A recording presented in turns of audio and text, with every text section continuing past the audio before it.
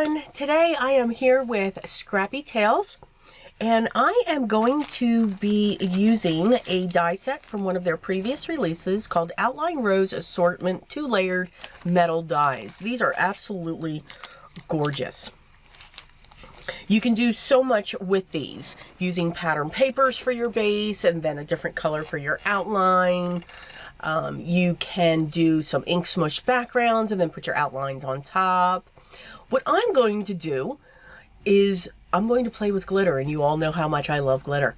Absolutely. Yes, yes, yes. So I grabbed my 2-inch film tape by Uline. I love this tape. It's just so strong. It's not forgiving, but it's so strong, and it is perfect. What I find perfect for this technique. So I'm taking some of my cardstock, my white cardstock, and I'm just adding strips to the top and the bottom of it, and then cutting along the side. And then I'm going to be placing my dies right on top of that. So I'm focusing on the base dies, the opened dies. And I'm going to run them through my die cutting machine. Now I'm going to use some tape just to hold these in place. The tape that I put down on the cardstock is up. It's actually facing up at us. I'm going to use the same white cardstock, and I'm going to cut the outlines and the leaves from that as well. So lots of die cutting going on here. We're going to make a total of 3 cards.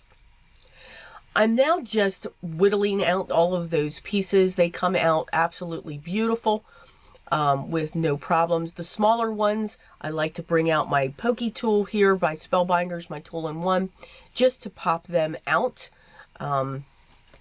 because my nails just can't get those out. But they are very easily to remove. These dies are also great for die cut inlay if you like doing that as well. So you could add different colors of cardstock when it comes to these centers also. I tend to lose the pieces, but it's a fun technique. Done it a couple times. You can see I have my solid ones also sitting there as well. And since when I die cut them with the sticky side up, the tape up. I'm removing the release paper. And now I'm going to set on top the detail die on each of these images. They're very easy to line up. And again, this tape is extremely strong, so I know that it's going to hold. I do run the side of my paper creaser along this just to make sure the details are actually well adhered onto the adhesive that is exposed. So just placing those down, and then we're going to set up our last one. The glitter that I'm going to be using is by Desiree. I use it a lot when I do shaker cards for snowy scenes because I just think it's perfect. It's a chunky glitter, and Pacon, it's P-A-C-O-N. It's actually part of Desiree. And what I'm going to do is I'm going to pour that over each of these pieces and then take my finger and rub it into those areas. So now I'm covering up the exposed adhesive that's coming through.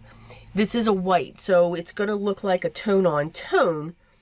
And what's great is since you're rubbing this in with your finger, now you could use a piece of release paper in between as well so you don't get glitter all over the place. I'm surprised I didn't get glitter all over the place. It stayed in this little tiny plate. I was very impressed with myself. As you're pushing it in, these crystals, these chunky glitter crystals are flattening out. And the camera's just not going to pick this up. But when you look at them, because I'm looking at them now, you get this glittery shine, this sparkle. But it also looks like it's cracked.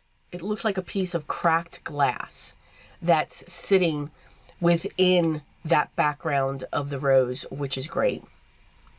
I pulled out some of my mirror cardstock in a gold and a rose gold and also like a dark gunmetal color, and I have pieces of cardstock that are cut down to 4 by 5 1/4. Of course, we cut out the centers. I'm now remembering that when it comes to my specialty papers.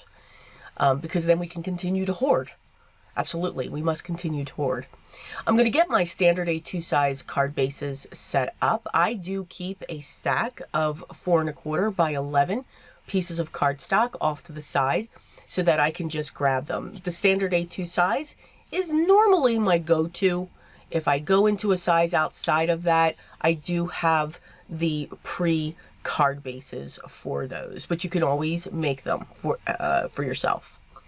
I'm going to set these panels up onto my card bases, and then we're going to create 3 different ways of working with these dies as accents or focals. So these are going to be note cards. I'm not going to add any sentiments to them. I like to have cards on hand without sentiments, because then when that occasion just creeps up right on me, or I forget, I have a card ready to just make that sentiment and pop it up onto my card.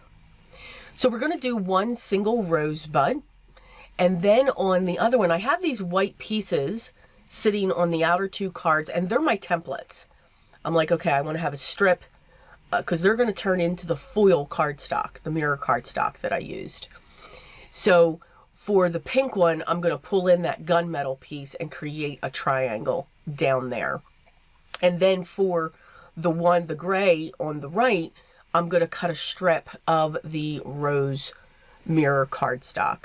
So you can see I'm just playing with these, but I do want the center one just to have that one center rose in the white cardstock, and then I'm going to prop up the rosebud on top of those images.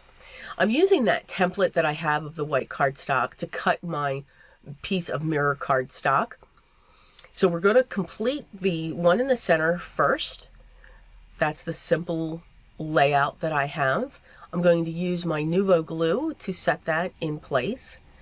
And then I'm going to use my double-sided foam squares to prop up this rose, the rosebud.